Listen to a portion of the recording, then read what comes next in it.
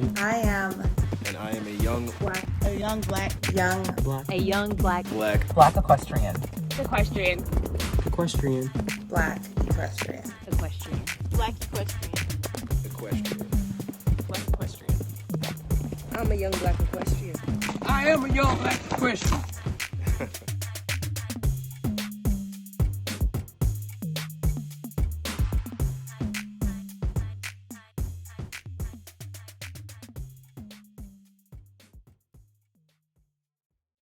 Thank you so much for tuning in to another episode of Young Black Equestrians with your hosts, Abriana Johnson And Caitlin Gooch. Today we have LaCalvius Tucker with us today, who is a barrel racer, and we are going to talk to him all about his journey and his experiences in the horse industry. So welcome, LaCalvius. Welcome. Thank you. All right, so just briefly start off with telling us about yourself, where you're located, and what horses you have. Well, I'm located in Uriah, Alabama, and I got 4 horses. It's a good number. Oh yes, the feed bill is out the roof. But got 4 horses. I got a Gildan. He's 5 years old. His name is Finn. He's out of Royal Quick Dash, and on the bottom side, he's out of like 3 chicks and all of that. And then I got a 3-year-old filly. She's a red roan. Raised her from a baby. She's cow-bred. She go back to Peppy Sand Badger, Docalina. And then I got a thoroughbred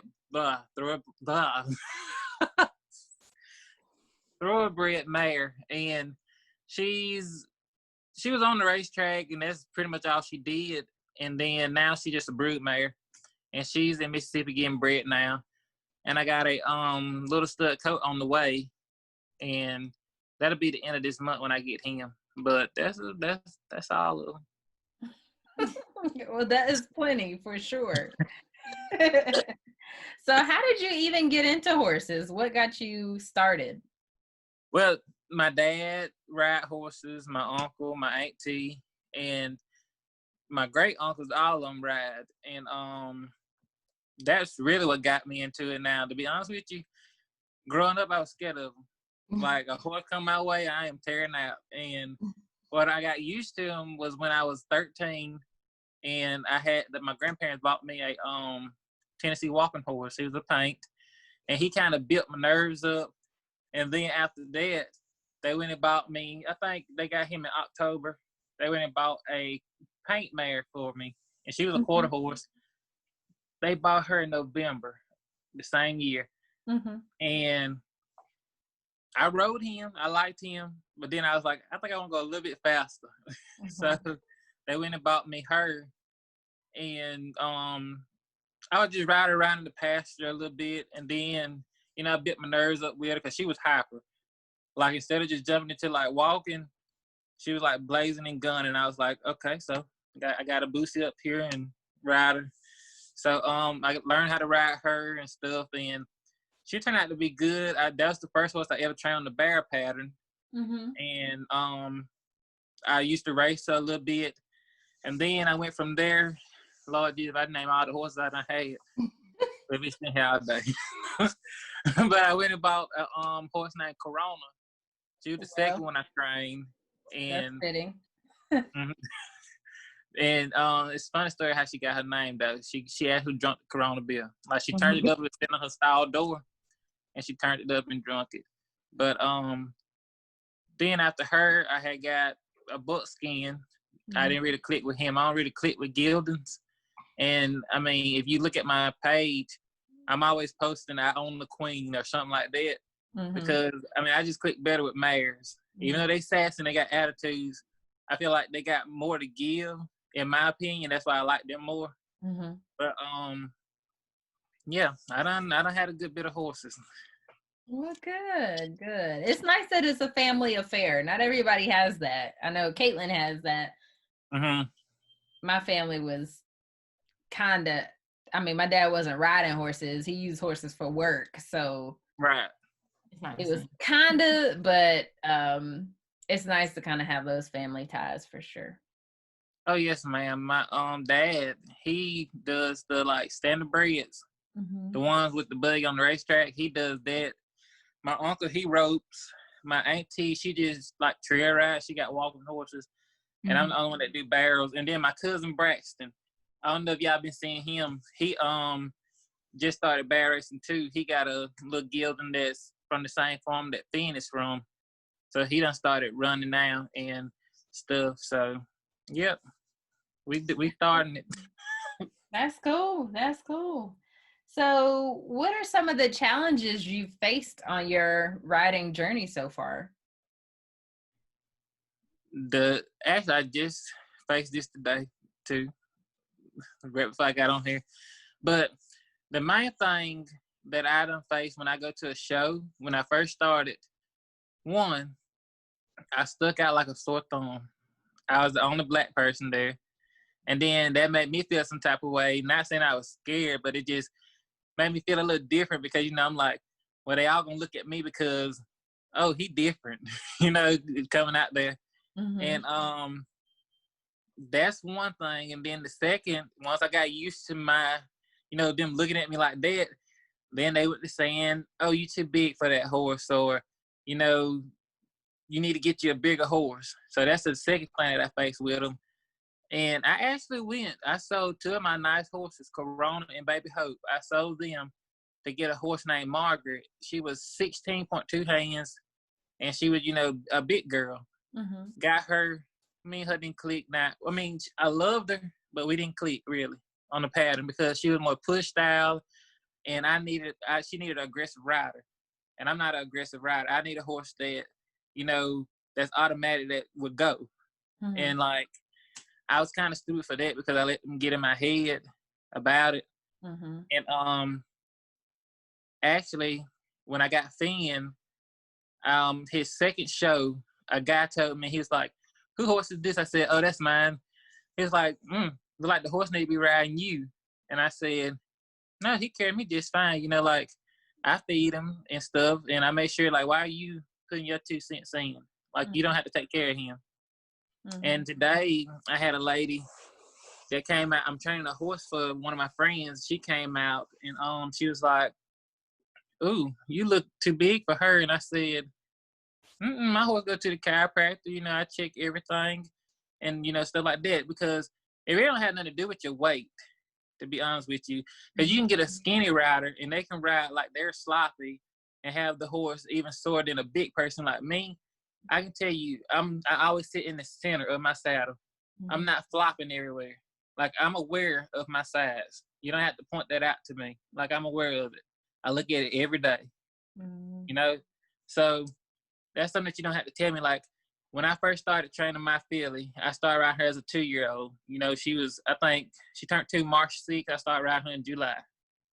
And when I took her to the chiropractor, she said, "Don't listen to them because you doing it the right way." I didn't just jump on her and say, "Hey, you going a mile down the road."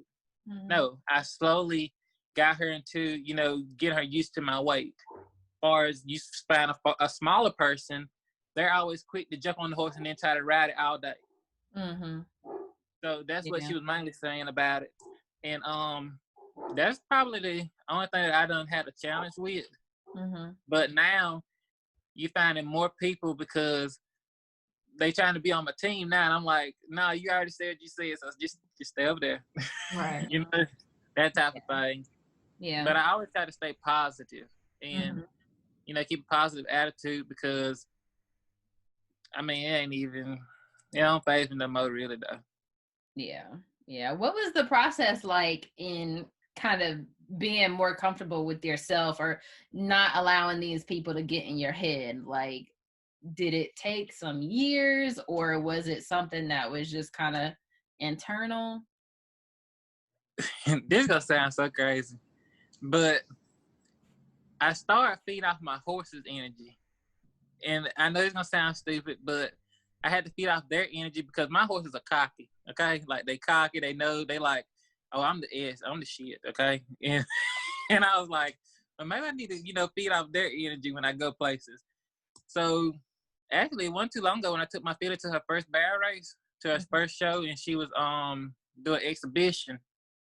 That's when she went in there and she was walking so confident. I could tell people was looking at me because they like, you tall, she's like 14'3", and I'm 6'3". And the people was looking and I was just like, whatever, Priest, we're gonna go ahead and do it. So I started, getting a little cocky too. I was like, you just go ahead, you try to do what you're supposed to do, you know what to do. And that's pretty much what it was, I mean, that's pretty much, so I have to say, when did I take her to the exhibition? February of this year. Nice. See her pictures with her mane in the air. It looked like a unicorn in the background. That's how her mane be looking. And that's another thing too. I tell people, they be like, "How do you get her hair to grow?" I said, "Go to the black folk aisle." That's how I said. I be like, "Go to the black folk aisle." Okay, I don't say folks. I be like, "Go get you some Jamaican Rasta and it'll help it grow." Okay. Okay, let me write that down because I need my horse to grow his. I went and bought some because he kept posting pictures. And her mane was all the way down to her shoulders. I was like, oh my gosh, this horse hair is so pretty. Well, shoot, I have been trying to grow a mane. My horse gets like, I guess the no-see-ums bother him, so he scratches it out, and I put a fly sheet on him. And the fly sheet, I mean, his mane is the longest it's been in about 4 years.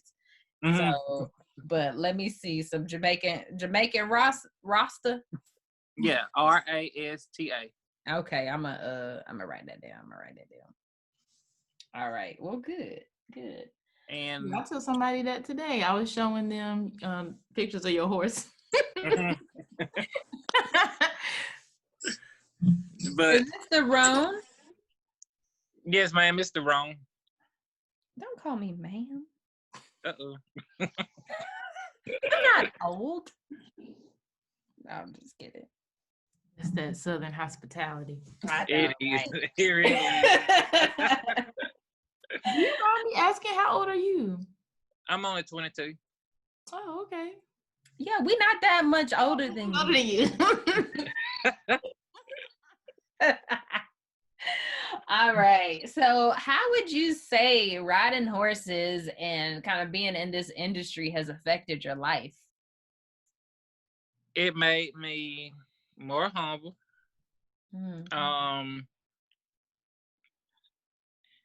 It kind of, I guess you could say, they can heal you too, in a sense, like, because I don't know if me and her were friends before we I'm trying to say how to say it. Well, my dad had hit me in the nose, okay, and he broke it and stuff like that. But I'm just saying, like, that kind of healed me, my horses, because I would go to them, because people don't listen and stuff like that. Not saying a horse can talk back to you. I'm not saying all that, but I'm just saying, like, they just hear you. They just a natural. It's something about them. The energy. Yeah, like they just do something to you, and that kind of helped me. And they taught me how to be, solo. Like I don't have to have friends. Like I'm good with it. So they kind of mold me into the person I am today. To be honest with you. So they helped me out a lot. And I can tell you, each horse done taught me something new. They always have a lesson. I know what you mean. I know what you mean, because when I was in middle school, high school, anything happened during the school day, I just run to my horses. That's thing. Yeah. So what is your ultimate goal if money was not an issue? What is your ultimate goal with your horses? My goal is to one day, because, I love training baby horses and stuff like that. So get a good bit of brood mares, maybe get one stud down the road. And I just want to get the babies up, to about 2 years old, train them up real good, and then eventually sell them. Because you find so many horses going to the slaughterhouse, but they're going because people ain't really doing their job to make sure that they're broke and they got a chance at life, So that's one of my goals, and that's pretty much what I want to do with them, is get them broke, train, and then eventually sell them to good homes. So just have my own little legacy out there, you know, like that. And that's about it. And then do some little futurities and stuff like that. Just riding them. That's about it. That's cool. That's cool. What do you do? Do you like have a job now, like work a full-time job, or is horses your thing? No, I do. I'm a correction officer. So 12 hours.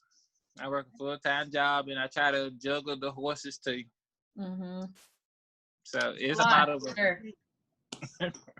trying to keep them in shape. So like when I get off of work, I go straight down there. I lunge them a little bit and then I feed them and stuff like that. For Prince in her own little world, she like to play. So her workout is me playing with her, and she just sit there and run around in the pasture. So I don't really have to lunge her as much. Being he just look at you like, no, don't chase me. That's how you get all those action shots of her when she jumped in the air. And that one video where she jumped in the air and like she jumped so high till like I know that day her feet came from up under. So she ain't did that no more though. Oh my gosh. Learn her lesson, huh? She did, but that don't mean she stopped jumping, but she's just a character. She just, I guess, raising her. My goal is when I do break them is to make sure that I don't break their spirit and I let them be curious. Because a lot of people, when they try to go see stuff, they be like, get back over here. No, you go see what it is. So whenever you get older, you trying to see what something is instead of spooking, you're going to use your thinking side of your brain and you're going to, try to see what it is first. So that's the main goal with that. And I always want them to know that come to me before you decide if you want to go react, like ask me. Yep. If I'm running, then you run. But if I ain't running, you don't run. That's how I try to get them. Yeah. Those philosophies are key. And I just feel like a lot of times people just completely miss that. Like you have to establish that relationship with your horse. So they will come to you for reassurance before fleeing. Like you have to kind of insert yourself in between flight and fight so that they're like, okay, what we doing, and then they take direction from you, as their leader. So people just completely bypass that. Yeah. I had my friend Courtney, she was telling me, she was like, you got Pritz that way. I said, what way? She said, she cocky, she confident, she sassy. I said, I can't help all that. I said, my goal was to just train her and gain her trust. And I mean, there she is. She's very cocky. She knows she the hot stuff. And that's something that I can't help, And the older she gets, like the worse she gets. Because people are like, oh, she gonna grow out of it. I'm like, nah, she ain't growing out of that. But the filly that I'm training now, she's a little red roan too. And she's kind of sassy, but the day the girl tried to come out and ride her, and the horse won't go nowhere. And when I walk, the horse will walk. And I'm like, she was like, well, why is she doing that? I said, I honestly don't know. I said, maybe because I'm spending more time with her and I'm bonding with her. That's something. And that's why people always ask me, why do you got such a deep connection with your horse? And it's not me just sitting there spoiling my horse. I actually do groundwork. And they don't realize groundwork ain't there just to work them. It's there to build a bond and a connection between you and the horse. And that's how my connections are so strong between me and my horses, because I work them, but it's also like, it's that bond there too. So I always tell them, like, lunge them and do stuff with them and, do stuff like that. But she's going to have to do it whenever she get her back, because that's the only way that I feel like the horse will have a connection with her and stuff like that. Yeah, and we were talking to someone else a couple weeks ago, and I was asking if he, when he trained the horses, did he require owners to come and take lessons with him. Because I mean, if it's an owner that doesn't plan on riding, like there's no point. But if it's someone who's like, I want you to train this horse for me so that I can do something, do you require people to come take lessons on them? Because a lot of times what the horse can do for the trainer is not what he's going to do for the owner. I mean, it's the same way with dogs. Dogs are the same way. It's like, yeah, your dog was perfect here, but then you took him home and had no discipline or structure, and so they start acting out again. And they're like, oh, training didn't work. Like, no, you have to do the same thing the trainer does, you know? So, and that's what I was telling her today, because I mean, I spoil my horses too, but like I told her, I said, my horse is broke. So I can kind of, let them get away with stuff because they know what to do. And the horse was walking up on her and she was doing stuff, like babying her in a sense. And I told her, I said, you can say that, baby. And I don't never try to, I ain't say I got an attitude, but I try not to, tell people what to do with their animals. It's kind of hard for me to do that. And today I just had to tell them, like, look, you got to stop babying her because she already sassy and she walk up on you. She don't respect you or nothing. I said, when she walk up on you, back her up. I say, stop telling, hitting her and saying, hey, get out the way. That ain't going to work, And you have to keep reminding her, hey, stop babying her. She in training. You can do that after she get done with this, okay? But that's one thing that I have to work with her on. And I don't mind them coming out there to be with their horses and learn. But at the same time, whenever they do come out there, like, she wanted to ride the horse. And I'm sitting here like, she ain't really ready to ride yet. But, me, I'm like, I always let people bump their heads. I don't know why I'm that person, but some of them are so hard-headed. So I'm like, you know what? You just bumped your head and you'll learn from your mistake, okay? So I told her, I said, yeah, take out there and ride her. And the horse, didn't buck or do nothing stupid. The horse ended up going to by my horse, and then the horse freaked out a little bit. So it kind of scared her, and I told her, I said, now, you see what I told you? She's not ready to ride. She ain't ready to do none of that stuff like that. It's good for me to walk you around on her, but, I mean, it's a time and place. Like, give me 30 days to work with her on the ground, and then you take her for riding, let somebody ride her for 30 days. And then she could do something. Then 30 days on the pattern. Then, whatever else you want to put it into.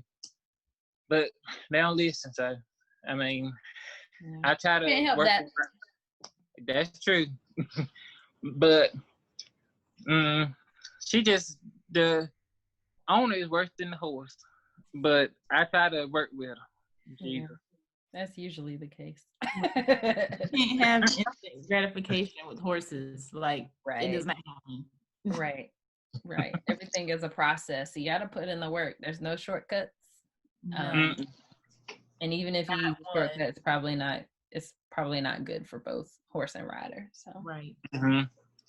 But what is it? What? I'm ready now.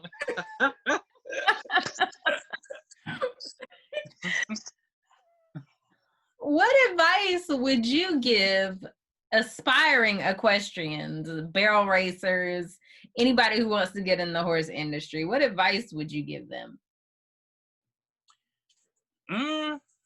From my experience, just go out there. Like, if you want to do barrels, you gonna always, whatever sport you want to do, in the horse industry, just go out there and do it, because you're gonna always have haters, or you're gonna always have people that gonna sit there and pick you apart and stuff like that. So you might as well get in your brain before you go out there that, hey, it's a team thing that's just between me and my horse. If you have to do it this way, go out there, make your run, go home, do that. They'll let you know if you want something. Maybe they will, but I don't know. But just know you went and you did it, Because you can always have people sitting there. You can have some, like, I can say this, though. Going to them, I done had more people come up to me and they were nice. So the niceness outweighed the meanness, like, so I can't say that they ain't been nice to me. But I can see through the fake too, though. Because some of them will do it just because they're in front of somebody else. And then, no, they ain't gonna, they're gonna kill me. But I was gonna say it. You got some people, and I'm talking about Caucasians, that they would be nice to you just because you are the first black person that came there and you're the only black person. So they try to go out their way and try to be nice to you. And I can see through it. I know some people here now that does it. Mm-hmm. But me, I just smile on their face and I be fake too. I'm just trying to, fake it till I make it. So, yeah, that's about it. Make it till you make it. I ain't trying to be negative on y'all channel, but I'm just trying to be real. I mean, that was real. That was the truth. It was the truth.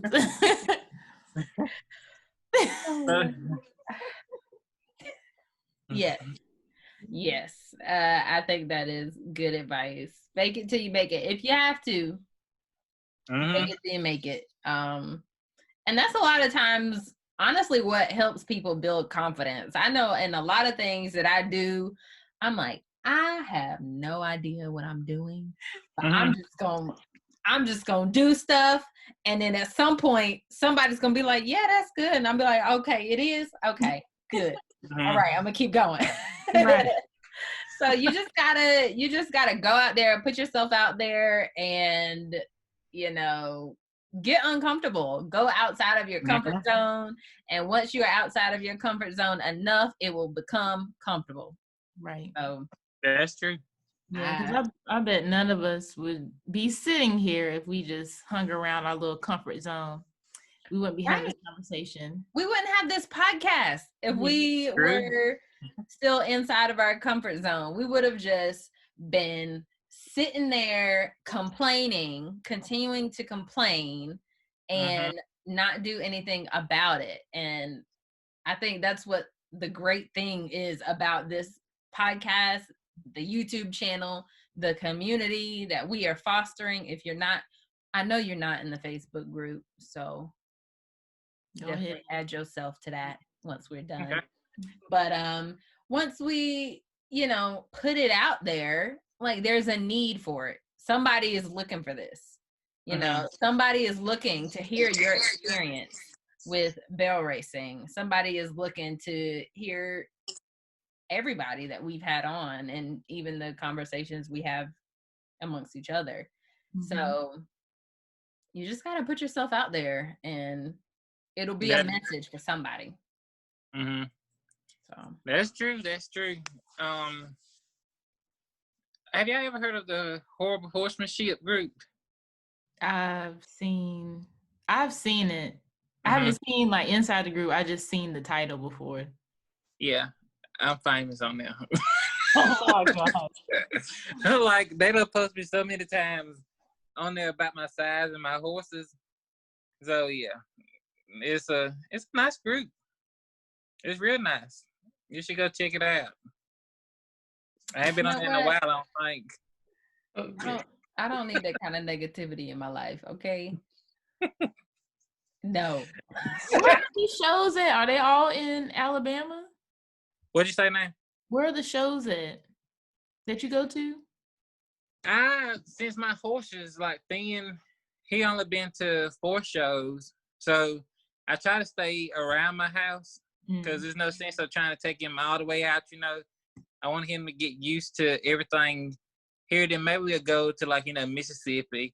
Now I have went to Florida and ran. Well, I took Chris down there for an exhibition. That was kind of crazy, but $4, go down there and spend more than gas, right? But that's pretty much the only place. But we go to Babinet. You got one in Bruton, Alabama. There's a lot of them around here. You got one in Killen, Mississippi that we go to. We went to Van Cleve, Mississippi. You got one, did I say Shamuckla, Florida? No. Okay, Shamuckla. Hattiesburg, Mississippi. That's probably the only place I know of. Hattiesburg. That's the only one that sounds normal. I'm pretty sure every state got one of them. Right. Oh my goodness. So have you ever been to North Carolina? I'm sure we got some things up here. Never. Look, my friend always she be on my page and then she'll text me, be like, "Hey, we should go this place. Hey, we should go there." I'm like, "No, I don't like traveling. I don't want to go." I hate traveling, but Is it just I'm traveling or traveling with horses? traveling. Like when I was a baby, I used to throw up. Like I just did not Oh, like okay. going places. And my friend Courtney, we went to Mississippi, and to us, where we went, I don't know where she went to get the little pony horse, but it took forever in a day to go get this little horse. And I was sleeping. She told my son, "You gotta stay up with me." I'm like, "Dude, I feel like I gotta throw up, so I'm going to sleep, okay?" She just needed a body in the car, and I was there, okay? I was into the world, but I was there.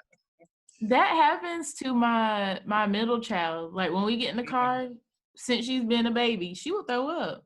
And I'm like, I hope she gonna grow out of this because she can't eat before like an hour before we go anywhere, or she'll throw it up when we get in the car. That's me. That is me all day. That's Now, unfortunate. can't sit in the back seat. I hate sitting in the back seat. Can't do that. Mhm. No. Well, that's a good enough reason not to travel. I thought it was just like That you posted earlier that we posted on YBE, the horse shuttle, whatever that thing was. Oh yeah, the horse box. You gotta get you a horse box. Have you seen those? It's they're really popular in the UK. They it's like a horse mobile. Like it's not a trailer. It's part of the. It's like a box truck, like a U-Haul truck, but the horse goes in the back. Oh yeah, I have seen that. I've seen them. Yeah, they $1 million. Yeah, well, I mean, the cheapest one was like 80. Yeah, 76.9. And then the most expensive one was 91.5. $1 million. Jesus. You know what? I'm gonna need y'all to you tell my horses to win some shows, and then we'll get us one. Right. You know what? I don't think I would want, like, I need to know, like, what kind of reinforcement, because if we get in an accident, you know, knock on all the wood, but like, if you're in an accident with a horse trailer, like the horse is back there, you know, trailer can do whatever. It's not necessarily meaning that the truck is going to have the same problem. But if the horse is in the truck with you and you have to like slam on brakes or somebody, like what kind of reinforcement do I have that will keep that horse back there? Right. That's what, and I'm sure it's something like they got to make it safe. That's a good question. I only feel comfortable doing that with my mini horse because he's only like 120 pounds. I can't do that. I don't think I would feel comfortable doing it with a big horse. So what kind of horses do you have now? So I have 2 walking horses and a miniature horse. Old walking horse, he's like 25. He's got heaves, so he doesn't do anything. He just hangs out in the pasture and eats everything.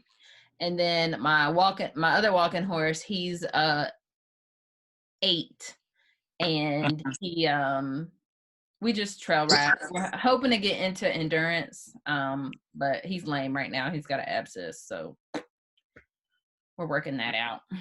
Then the mini horse, he does therapy and like birthday parties, and he's a character in my children's book, and he does whatever I need him to do at the moment. So. Okay. What about you? I did not pronounce your name. Is it Caitlin? Caitlin. Caitlin. Oh, Caitlin. I have 4 just like you. And so my mare, my oldest, is she the oldest? They both old. 2 of my mares are Arabians. And one of them, I've had like 4 babies off of her. So I have all of her babies except for one. And then I have a gelding. That's one of her foals. He just turned 7. And then I have one that we got from a rescue. They said that she was a quarter horse, but she don't look like no quarter horse to me.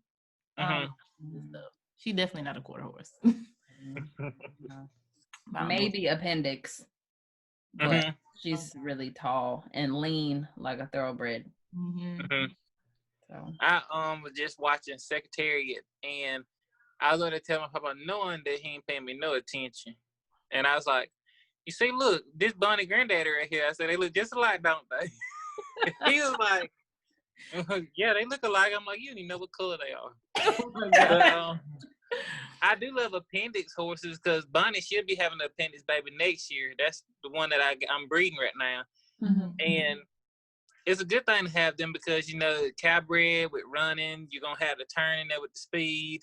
You know, cow horses are automatically like quick. So you have all that into one little horse. And he's 14.3, she's 16.1. So this baby should be about the size of Finn, maybe 15.2, somewhere in there, a little taller. So I thought that was a good cross. And the new horse that I'm getting, he's a yearling, just turned 1, and he already 14.2, so he's gonna be probably 16 or taller. But like the lady said, let me get me some big horses for my big ass. So, do I supposed to cuss on here? I can't cuss on here, can I? You know what? It's okay. We just have a disclaimer. Okay. Prepare yourself. But I just tried to make sure I was secure in my bag when I got me a big one, so I had to get a big horse. I cannot. So where do you keep your horses? Is it like family land? It is. It's family land. It's every bit of probably 95 acres. What? Yeah, do you guys just do horses or do you do other animals?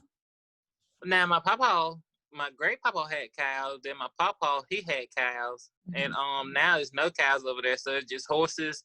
And some of our family still live on the land. And then this other guy paid us, you know, like he rent the land to grow his crops and stuff like that. And I mean, it's just to help the land stay, you know, clean and stuff like that. So yeah, have somebody out there doing it. That's what I'm talking about.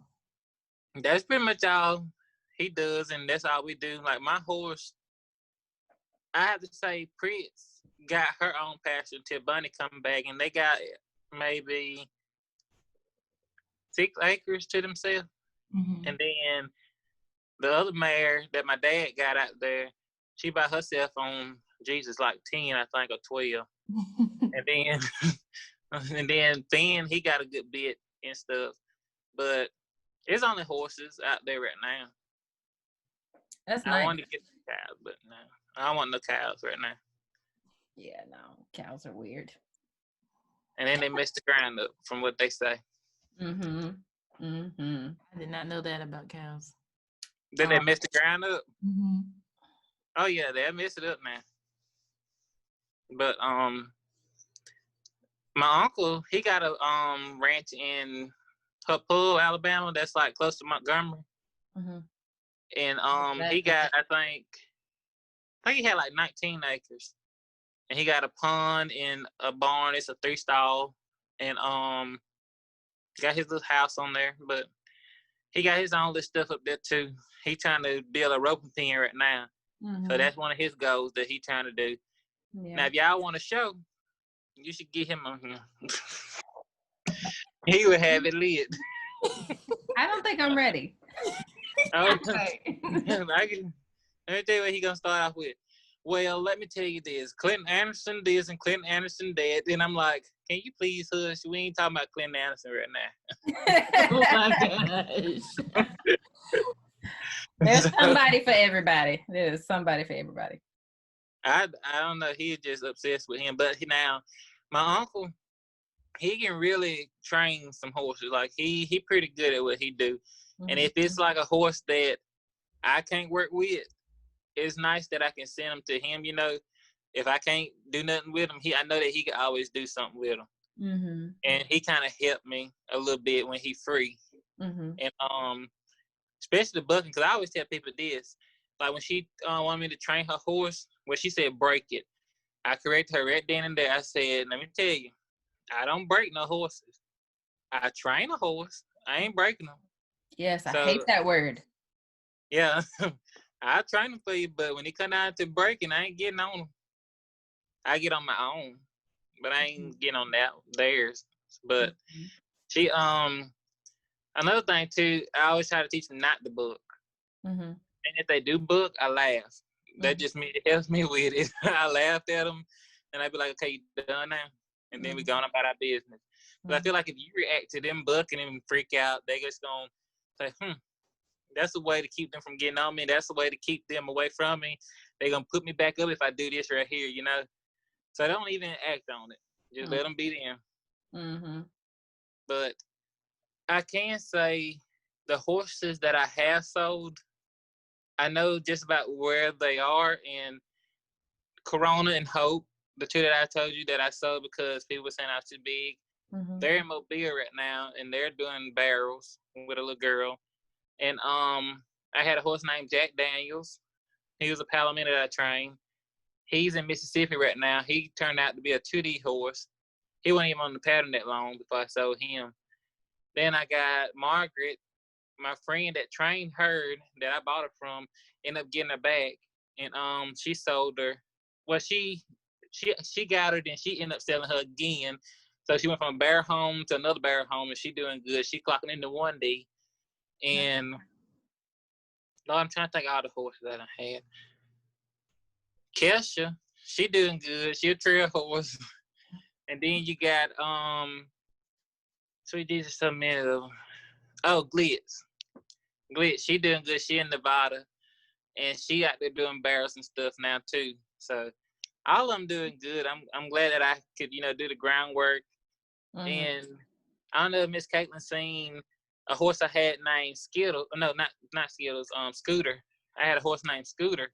I didn't see Scooter. I didn't see Scooter. I saw Skittles.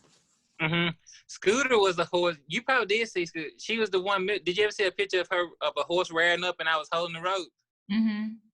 Okay, yeah. And I was smiling in the picture. I don't know why I do that, y'all. When something goes terrible, I smile.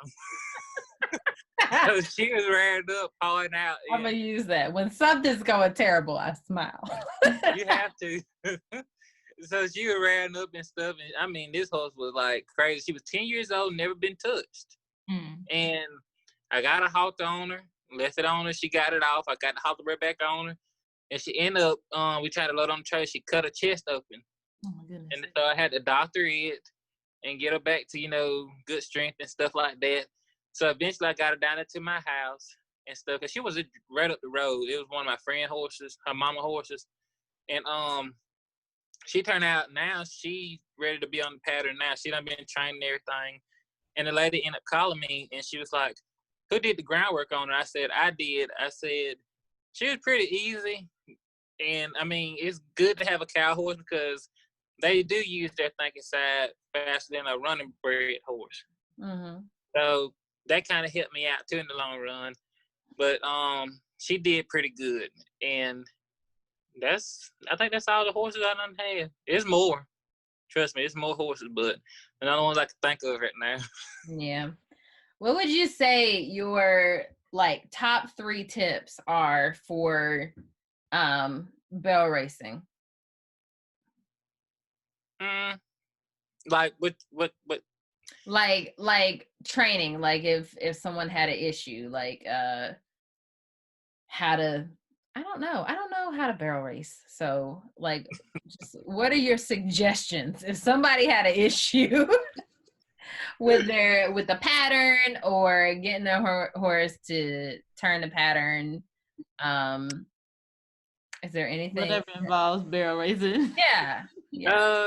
I can tell you some of my horses. I mean, I guess I can.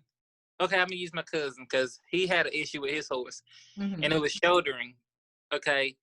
I told him, I said, which we watch a lot of videos on barrelhorse.com, and a lady named Ivory Hurst, she had to put a video on there, and what you want to do if your horse shoulders a barrel, it's because they trying to turn on their own. They're not really listening to you. So you have to take them, say you're doing a drill. Lord, that'd be better if I was on a horse. But say you riding them and you go into the barrel like you're finna turn it. If they turn it without you asking them to turn, you need to go on and push them, pick them up real fast, push them to the fence, like push them to the wall. And that's going to get them, if you do that enough times, don't do it too many times, but if you do it enough times, that's going to get in their brain, okay, Dad telling me to, you know, go to the fence, or do I need to turn? Which one do I need to do? Well, that's what I want you to think, because then you're going to listen to me. You're going to let me put you out, put your feet where I want to put your feet, you know? Right. So that's one drill that I told him about, that I learned, and he went and watched it too. And over exaggerating your turns, because I can say with my filly, I knew that she was gonna have wide turns because she never did barrels, and the faster they go, to get tighter. Well, in her case, learning the pattern, she was gonna get wider because she didn't know how to break down, rate, and turn a barrel yet, you know. So I always exaggerate my turn when I leave out of a barrel. I make her get all the way over and get ready to get lined up for the second barrel. Well, when I first added speed to her, I went to one of my friends' arenas, and she went wide, but I love that she came back to me. Like, she remembered that over-exaggerating. So she, you know, that's like I think they say the first 2 weeks you do barrels, or a week or so, that's what the horse mainly remember. So I made sure that I put a good foundation on her with learning the pattern and where to place her feet and stuff. And my friend came down from Texas. Well, she came over from Texas. Jesus, she came a long way. I think she traveled like 20 hours just to come to us and do a clinic. And she was riding my filly, and she was like, "Oh my God, this horse do not want to move." I'm like, "Yeah, because she know what her feet. She know what she want to put her own feet, you know." But sometimes it ain't that case. You have to kind of help them. You know, you want to put their feet where you want to put them. So you have to get your horses to listening. If they're not listening, then that's what causes them to shoulder the barrel, or, you know, do other stuff that you don't want them to do. And I mean, I gave y'all two. That's two of mine. Yeah, that was two. Hey, we got one more now. What have we done? I think I had one horse. One wouldn't rate. What does that mean?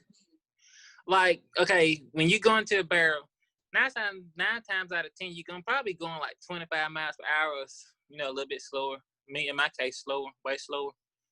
And when you go into the barrel, you don't want your horse to just keep going. You know, you want them to shift that speed down and know how to get their body set up to turn, you know, at a faster pace, and just, you know, break everything down, you know, like shifting, like you shifting gears and stuff like that. And I had one horse that she just couldn't do it. She just couldn't. So that led me to have to do a lot of rollback drills, a lot of working off the fence, and, you know, like doing a lot of circles, trying to build her butt muscles up to do stuff. So, and I hate loping circles, because when I lope circles, that means it's going to help. It's going to work me too. It's working my stomach, my ab muscles. So it's a good thing to do, because if you want to stay in shape, that's something that you can do, is lope circles and stuff, and lope small ones. And it'll like build your body up too, because you had to work there. You had to keep your balance, and you're really using your muscles. Lord knows I was sore. But another drill too that you can do to place your horse feet, instead of just, you know, doing the running them to the fence, was my friend Courtney Taylor. That's her name, by the way, Courtney Taylor Moose. She helped me with doing circles, like one way drills. And what you do with that is, say you got 3 barrels, right? Okay. You go to your first barrel and you loping, you loping to the right. So everything is to the right. Right. You're just going one way. But instead of, now this what this drill helped, because she told me, she said it helped with your stomach, with my stomach rather, helped you with your horses, butt, hind end, and it's helping them fire out. Because see, my horses had a problem where they would shut down the back side of the barrel. They would give you speed coming in, they'd give you speed going out, but they couldn't keep their momentum up on the back side of it, like in the turn.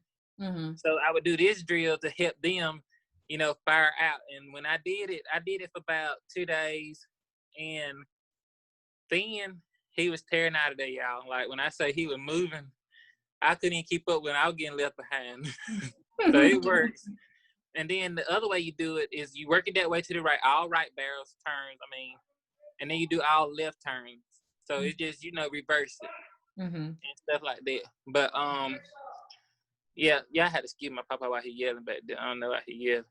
But, that's about it. And, if you always want to learn how to do stuff, you just go on those sites. And it's for free. You got Jackie Ganner, you got Lisa Lockhart, you got Ashley Schaefer's, you got Jordan Briggs, all of them. And I done got a lot of help from a good bit of people too.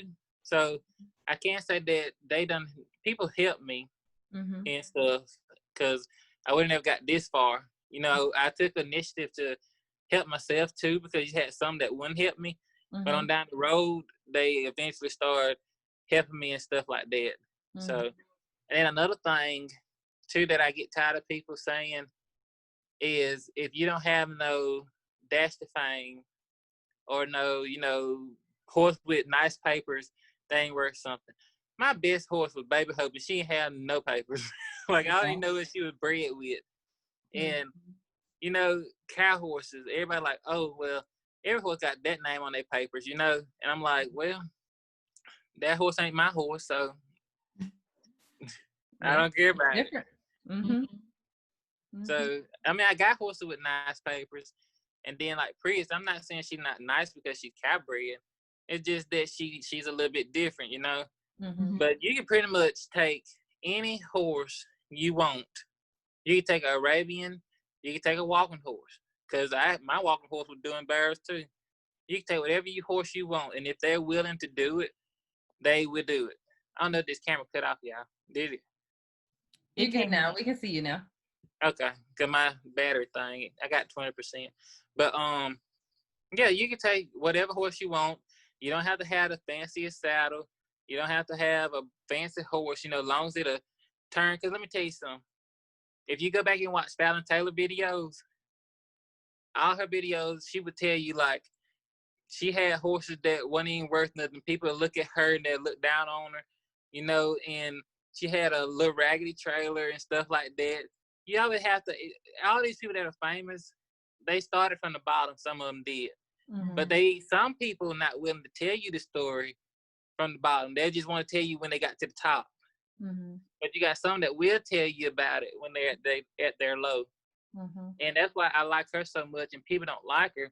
But I'm just sitting here like, she got all her trailers at her house parked in a row. From when she started, she had a little raggedy, stock trailer. Then she went from that to I think it's a straight load. And then, she upgraded. She want to keep all the memories because she's seeing where she came from. And then if you come from that type of, background, I feel like you would, respect things, and you'd be more humble and all that stuff like that.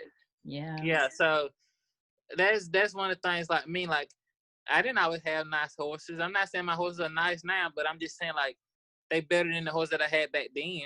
Right. So yeah, that's pretty much. Well, good. Well, Caitlin, do you have any more questions?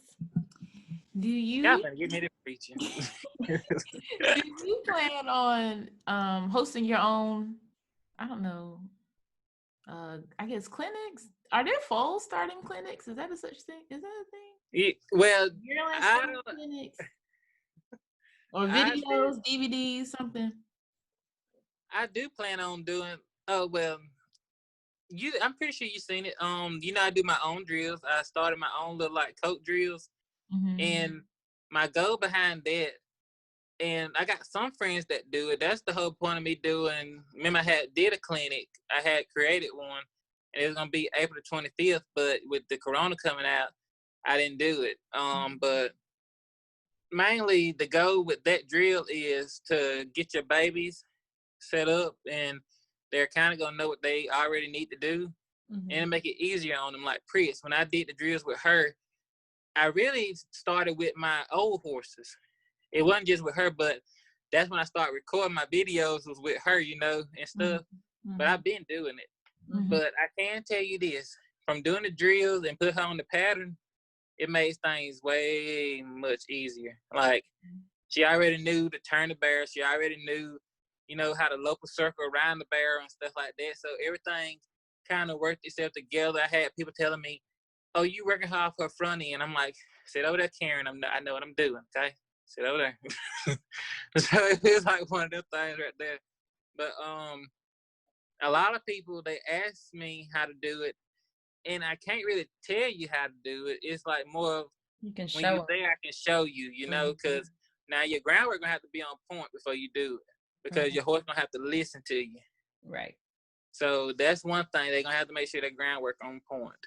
Right. But I do plan on hosting my own clinics one day and stuff, and maybe traveling around. Now, oh, there we go, traveling around. But I'll be the one driving. You can have people come to you. I do want that. Well, I got Finn and Margaret from. He got a ranch over there. It's called Second Chance Ranch, and he got an arena and round pen and all that stuff. That's where I was gonna host it at, but he told me that I could use it whenever I want to. So that's what I was gonna do. You know, I'd rather have some dirt and do stuff with. So yeah, I was gonna plan on doing that in the future.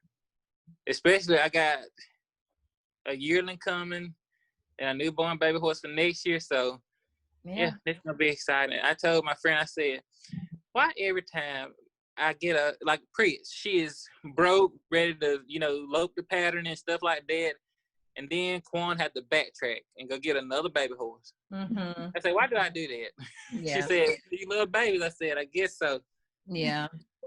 That's my favorite part too. I got my walking horse at 6 months old, and so, you know, I didn't ride him for a couple years, but I would still compete in like in-hand trail classes and showmanship and halter classes and stuff. I still took him to shows and stuff, and that was like, that's how he was so easy to start riding. Like, he just, I got on his back and he was just like,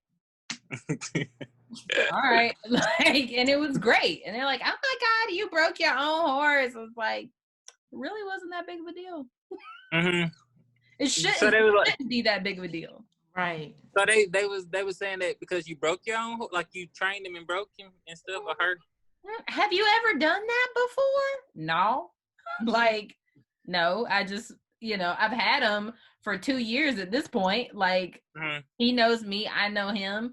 I always worked with him with verbal cues as well as, you know, body position or whatever. And so, you know, I would say walk on while I was on the ground. I got on his back and I said walk on, and he started walking, and then there, you know, we just rode off. It was great. So, I mean, sometimes it's rocket science, but if you do it the right way, it shouldn't be this big dramatic event. Like, it should just be like, oh, that's new. Okay, I'm used to doing new stuff. Sounds good. Let's keep it moving.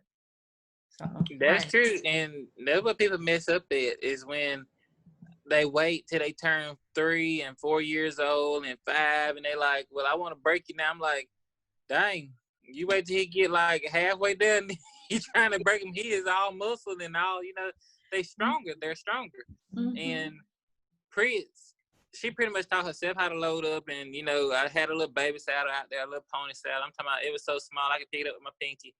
And I got her used to that. And then when she turned 1, that's when I was doing my drills. You know, I add a little heavier saddle on her. I would haul her around a little bit when I did go somewhere.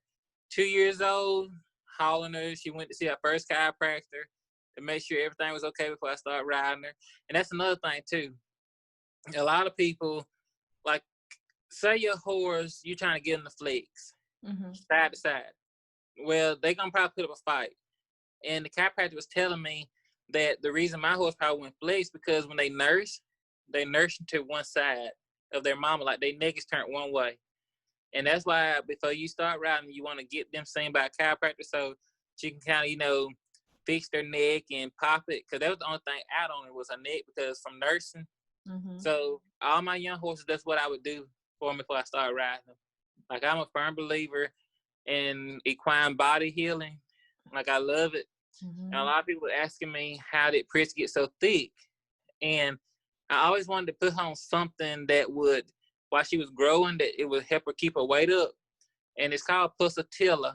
And it's just like some little beads that you give in the side of her jaw, and it helps her out a lot, you know. And it's just a homeopathic type of thing. So I'm into all that stuff too. Well, I just sent you a friend request because I like that kind of stuff too. Okay. And the lady name is Mari Little, if you want to add her, but she does all that stuff. And she comes everywhere, and like she does it everywhere. So, but I can tell you how one time. Did I tell you that I don't know if Caitlin seen it. I fell off seeing at a bear race. I do have some funny moments now at these shows because I be so dang nervous.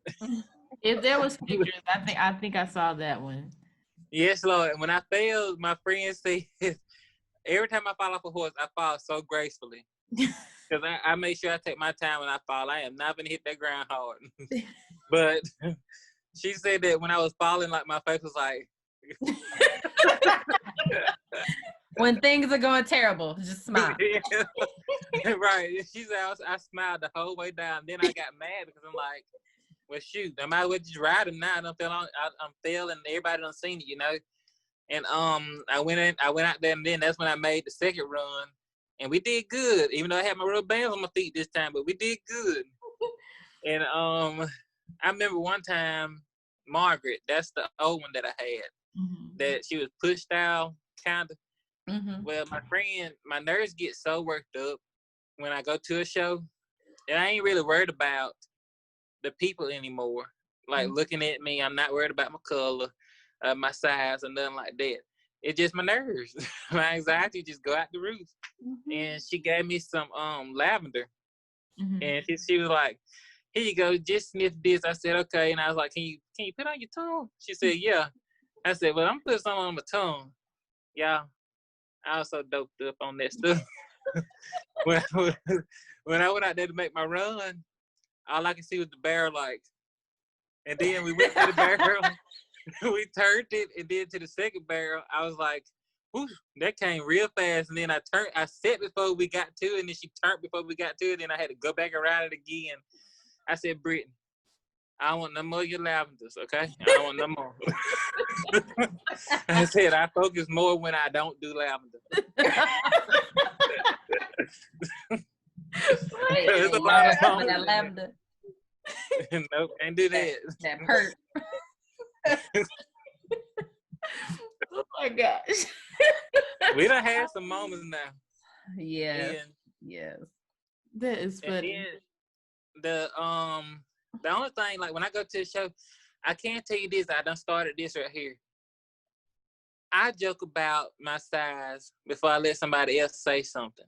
Like when I get on my horses, when people watching me, I tell them, oh yeah, because I'm too big. I can't get on from the ground. I have to use something to get on my horse. Because, you know, they kind of tall. They're tall horses. Even though I'm tall, there's a lot of weight to kind of pull up on some. Yeah. And I use a step thing. And that day, I jumped a little too hard. And I went all the way on the other side. And then my horse looked back, he was just like, what you doing? But I mean, it's moments like that. Do it. He's like, you want to try that again? Yeah, like, come on, you can do this. I'm going to stand here. But, I mean, I have some funny moments. And see, I'm more that type of person. Like, I like to joke and, you know, have fun and make people laugh and stuff like that. So, that's why when we do go to bear races, that's why they be like, Corn, you coming? I'm like, yeah, I come. And then when I don't come, they get kind of, you know, a little sad. But I'm just all about having fun and, you know, enjoying it. So, yeah, that's the key thing to things. So, yeah. Well, all right. Well, thank you so much for taking the time out of your day to talk to us. We definitely enjoyed it. Yes. This was hilarious. So yeah, thank y'all. let people know where they can find you. I don't know if you have Instagram, but your social medias, all that. My Instagram gonna be Tucker Stables Equine. Oh, And then my face. I didn't know that was you. Wait, we already. Yeah. I mean, I've seen that Instagram account before, but I hadn't know that. I didn't know that was you. But go ahead. I'm sorry. Tucker Stables Equine. And then my Snapchat is Jaquan. What is it? Jaquan T21. That's JAIQWON. And then my Facebook is LaCalvius Tucker. I'm gonna spell it. Capital LAC, capital CALVIUS Tucker. Oh my God! Is Jaquan your middle name? It is LaCalvius Jaquan Tucker. Okay. Thank you for tuning in to another episode of Young Black Equestrians. I hope you belly laughed during this episode just like we did. Head over to our socials. Let us know what you think. Leave us a review on Apple Podcasts and subscribe to our YouTube channel. All right, guys. See you next week.